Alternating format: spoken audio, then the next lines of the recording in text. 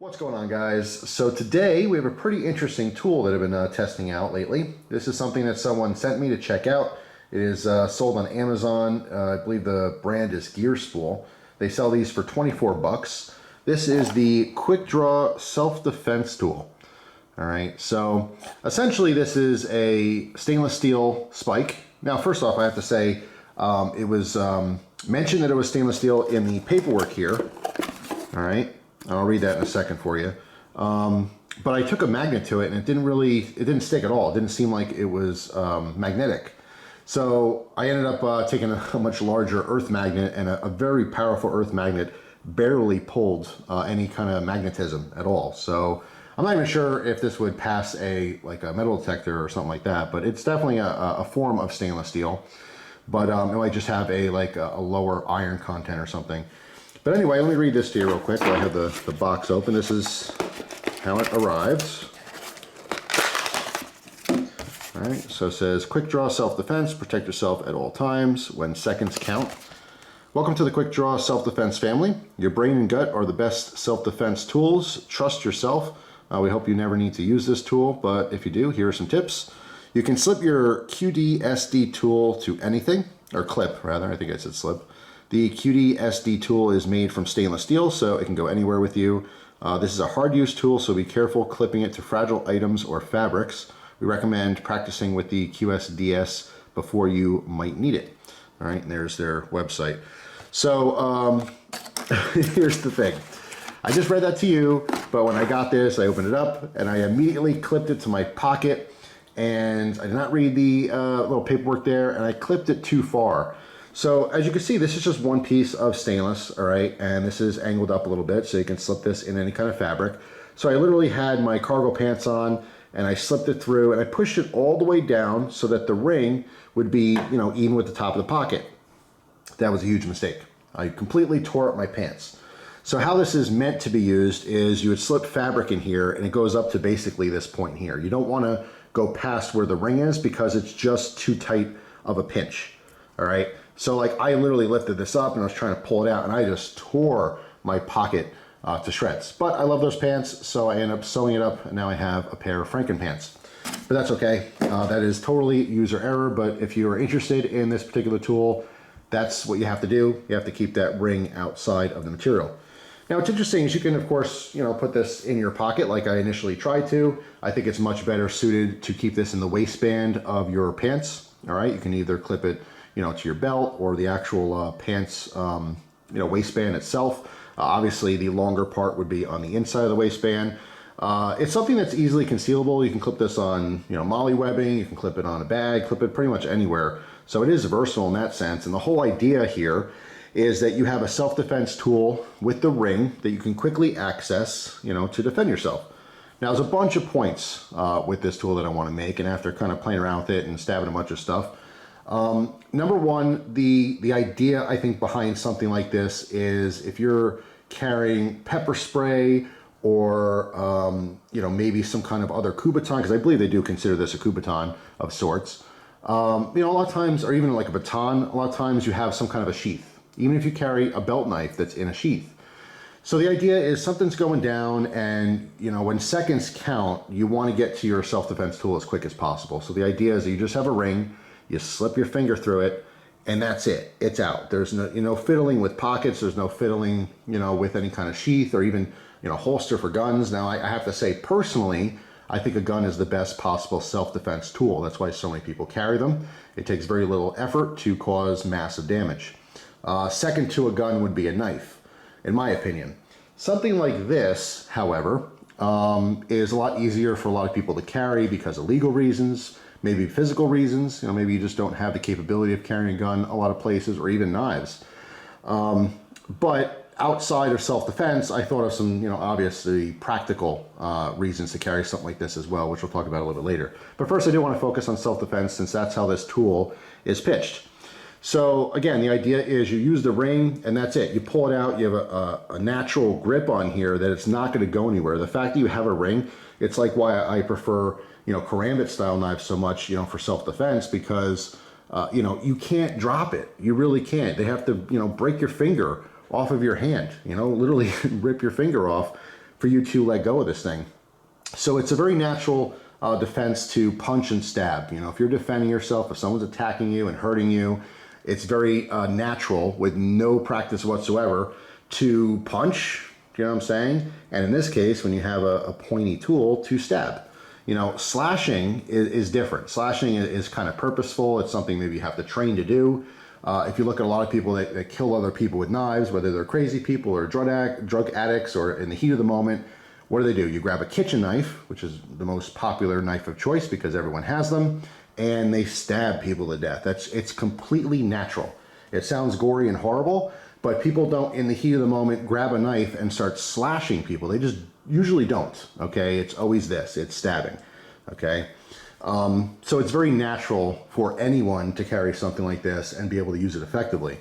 Now, if you look at the tip here, you can see that it is angled, very much like a chisel, but it's not so sharp that you're going to accidentally cut yourself. Now, you always have the option to, run this on some sandpaper or a sharpening stone or a, grinding wheel or something and actually sharpen this. But I wouldn't recommend it because there's no kind of holster or sheath. That goes against the purpose of it. The purpose is that you just have this tucked away in a pocket of some kind, maybe in a purse strap or who knows what. There's a million different ways you can carry this thing. But the idea is that you're not going to easily hurt yourself carrying it. However, this is definitely narrow enough and a hard enough material where it'll easily pierce through skin. It would not take much pressure to actually pierce through someone's skin with this. Now, also by design, because this acts as your pocket clip here, when you're holding this, regardless of the size of your hand, doesn't matter if you have a huge hand and you're past this little piece here, or if you have a tiny little hand and it's like this, when you stab someone, it's going to go in, and then this second part here, this pocket clip, let's call it, is going to create resistance. Okay, so when you go to stab someone, more than likely it's going to stop there. So especially with quick repeated stabbing motions, you're going to have an entry wound that's about that long. So the idea is you're getting someone off of you. You're not necessarily trying to kill someone. Self-defense does not mean murder. Self-defense does not mean you're going to take someone's life or even severely hurt them. The purpose of self-defense is to take your situation and make it so you can get away. All right? If you're actually fighting someone or hurting them, it's supposed to be because you have no other option. If you can't run away, you're pinned, you're cornered, and you really think that your life is in danger, immediate danger. That's what self-defense is. And I think a lot of times when people get heated and they get into these arguments with people, you're not really in a self-defense situation. And a lot of people end up in jail because of that, whether you're using a gun or a knife or even something like this. You have to really understand the laws, okay? And self-defense means you can use equal force that's necessary to stop a threat, not greater force. So if someone punches you in the face, you can't stab them in the neck with this thing. That's not life-threatening. You know what I'm saying? If someone's on the ground and repeatedly beating you and you really think you're going to die, that's different. But, then you're talking about, people's opinion, and you're going to have to go to court and you're going to have to get a bunch of strangers to agree with your opinion that you needed to hurt them because you thought you're going to die. But anyway, I'm not a lawyer. This is not legal advice. I'm not in any position to give legal advice. I'm just giving my opinion on stuff like this because it's nasty stuff. No one wants to deal with a self-defense situation. But something like this is very advantageous, in that respect. Again, you can't have guns, you can't have knives, whatever it is, or you're not comfortable carrying or using a gun or a knife, or again, you don't want to train with anything. If you carry knives or guns for defensive purposes, you really should train with it. You should know what you're doing, so when you're under stress, you can use it effectively. But again, this is as simple as putting your finger in and naturally punching and stabbing, and clawing and ripping and tearing. I mean, anyone can do that. Your grandmother can do that. Your child can do that. And that's why this is a little bit more versatile than something like a gun or a knife where it's going to take a little training. Especially if you're only trying to do the right thing, which is not kill the person, but really just have them stop. When people feel pain, they generally stop, okay? If you had this, jammed into your eyeball, or up your nose or in your neck or something like that, you'll probably stop trying to attack that person, right? Unless, of course, they're on massive drugs or something where they don't feel that pain. But you guys get the idea. I don't have to go into defensive stuff. It's just, in my opinion, it's just another option. I think that it'd be fantastic if you had a sidearm, you carried a pistol, and you had this maybe for your offhand. Okay, so if you're righty, you have your pistol, but this is tucked in your waistband. Let's say you're working on different, training for weapons retention. That's something a lot of people talk about, something that cops train for.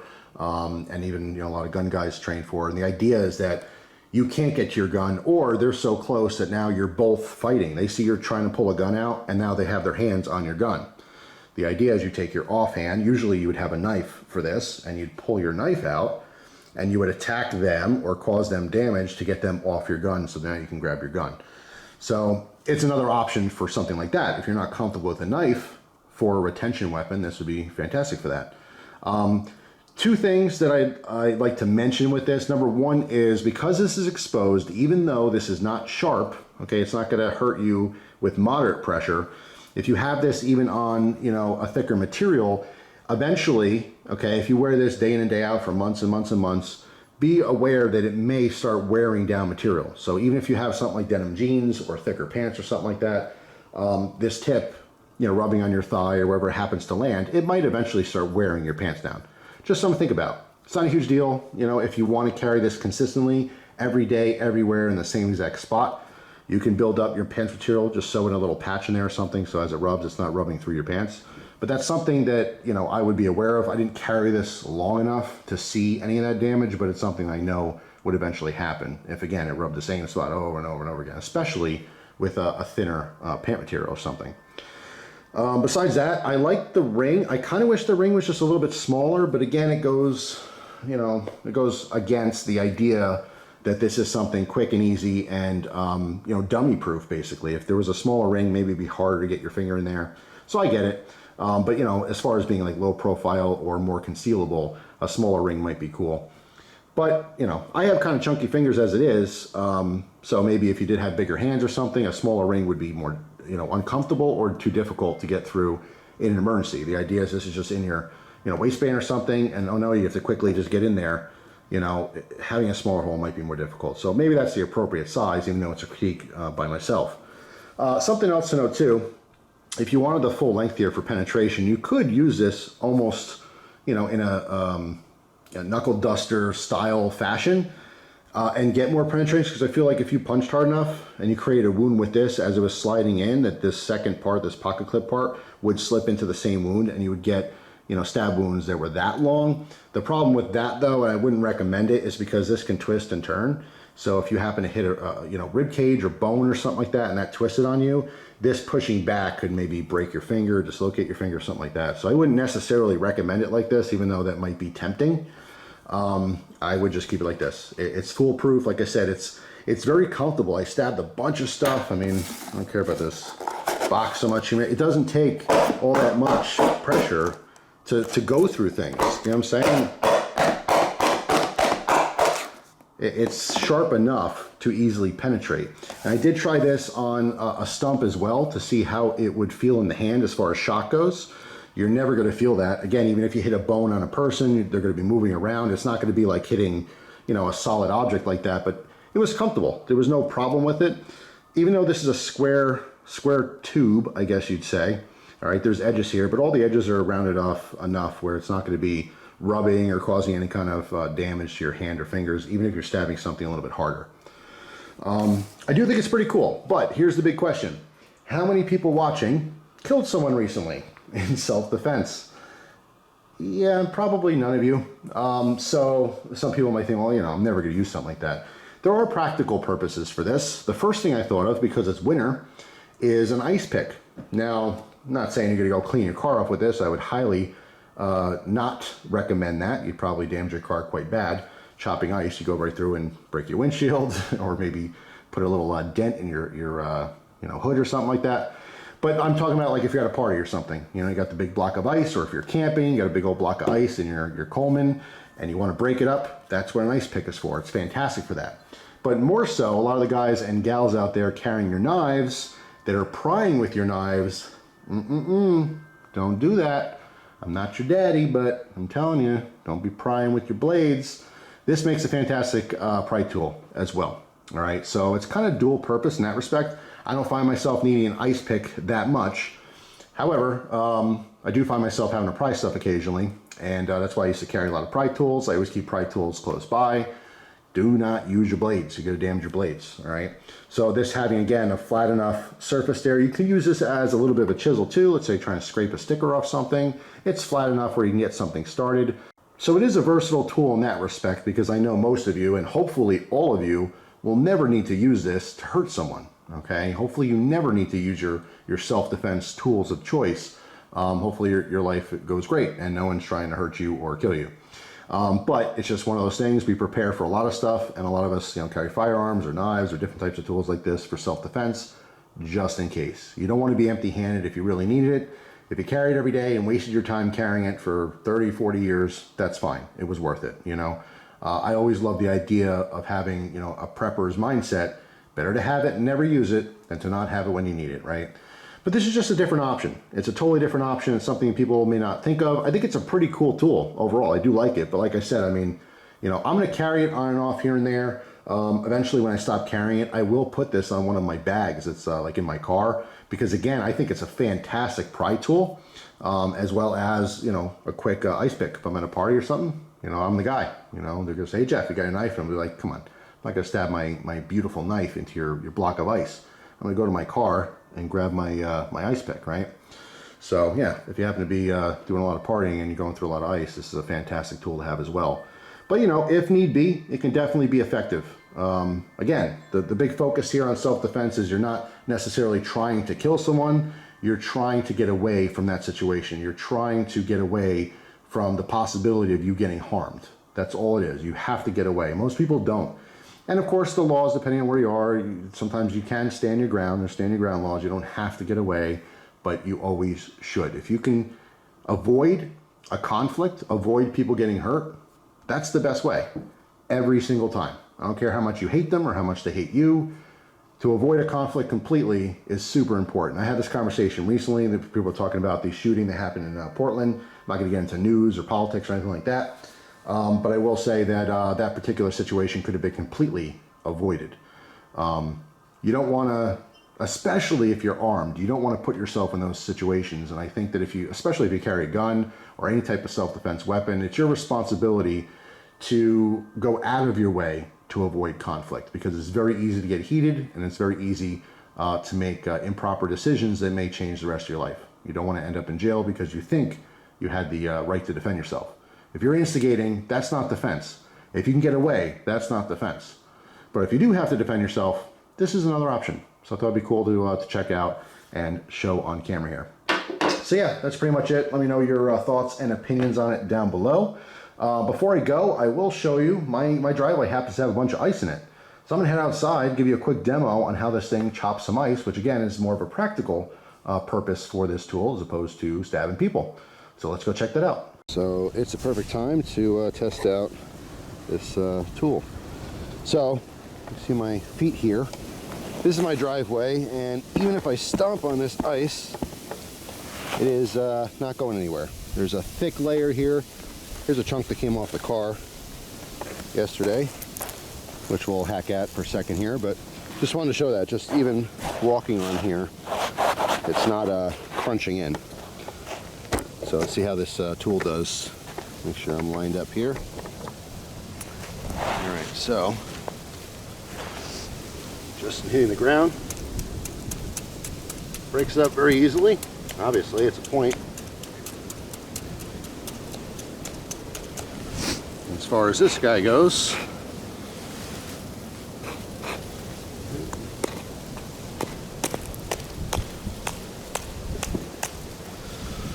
so it works totally fine as an ice pick, just like you would think.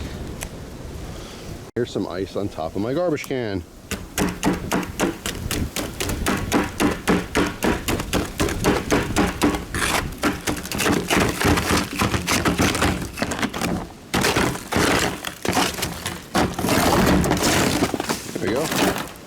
Now it's nice and clear. So there you have it. Definitely works chopping ice. All right, pretty cool. Now before I go, I do want to ask you guys, if you carry something for self-defense, post in the comments what you carry. Could be a gun, could be a knife, could be pepper spray, Kubotan, baton, could be I don't know, a taser. It could be a knuckle duster, key ring, who knows? Whatever you have.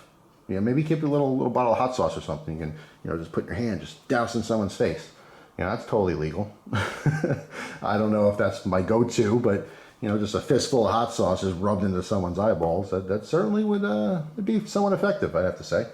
But anyway, whatever you think is going to defend your life, I'd love to know it down in the comment section. I know a lot of people have restrictions, again, because of laws where you live, but I'd love to hear it. I carry multiple ways to defend myself, and I hope to never use any of them.